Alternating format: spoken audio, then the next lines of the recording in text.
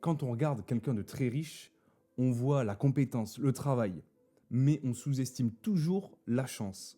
Et à l'inverse, quand on voit quelqu'un qui galère, on sous-estime la malchance. Ce qu'il veut dire, c'est que dans la finance comme dans la vie, chance et risque sont deux faces d'une même pièce. Chance et risque expriment l'aléatoire de nos vies avec l'impact du monde extérieur et de ses conséquences sur notre propre chemin. Chance et risque sont omniprésentes dans nos vies parce que le monde est trop complexe pour permettre à toutes nos actions de déterminer tous nos résultats. Autrement dit, on joue à un jeu avec 7 milliards d'autres joueurs, avec une infinité de conditions et d'événements qui nous sont complètement indépendants. Donc, un événement que tu ne contrôles pas et que tu ne connais peut-être même pas peut avoir plus d'impact sur ta vie que toutes les actions que tu fais consciemment. Et si tu oublies ça, en tant qu'investisseur, tu te racontes des histoires dangereuses pour ton portefeuille. On peut utiliser une image d'un autre auteur, Michael Mauboussin. Il te dit, imagine une ligne. À gauche de cette ligne, tu as les domaines où tout dépend de la compétence. Par exemple, les échecs.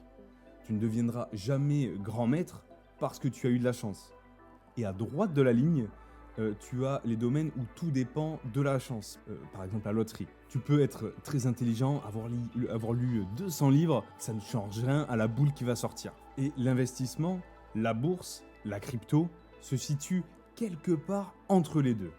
Ce n'est pas du pur hasard et ce n'est pas non plus un jeu où la compétence te garantit un bon résultat sur ta performance. Tu peux être très bon et faire une mauvaise année, mais tu peux être très moyen et faire une énorme perf parce que tu as tiré les bons tickets au bon moment. Ce que tu dois comprendre, c'est que la chance et le risque sont absolument partout et que tu dois faire avec. C'est l'impact de ta situation, de ton passé et de tout ce qui t'entoure. Chaque choix et action que tu fais, volontairement ou inconsciemment, est le fruit d'un milliard de conséquences qui te sont plus ou moins proches. Un peu comme un effet papillon général, mais exponentiel. Mais du coup, tu peux jouer et faire baisser l'impact et les incidences de la chance et du risque sur tes choix. Et on va voir ensemble comment.